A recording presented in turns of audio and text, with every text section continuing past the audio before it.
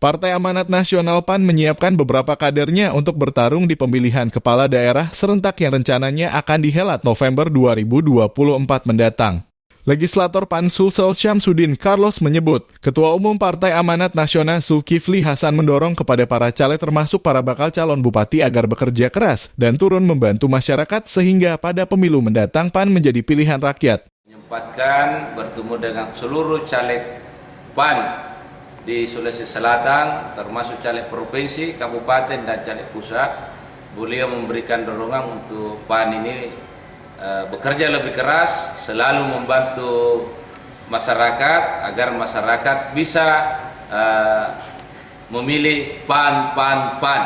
Legislator PAN Sulsel lainnya Husmarudin mengatakan ada beberapa kader PAN yang akan didorong maju di Pilkada 2024.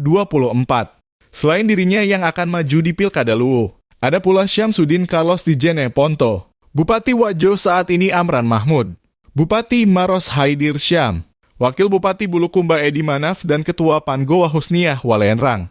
Namun menurut anggota Komisi EDPRD Sulsel itu, untuk bertarung di Pilkada para kader terlebih dahulu harus membawa PAN sukses di Pilpres dan Pemilu.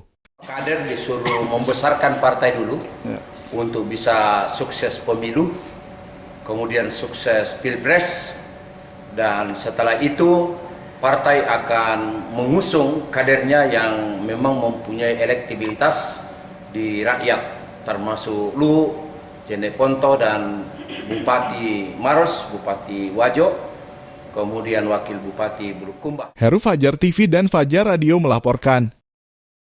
Terima kasih telah menonton. Jangan lupa subscribe, like, comment, and share. Saksikan terus informasi terbaru dengan menekan tombol lonceng hanya di channel Fajar TV.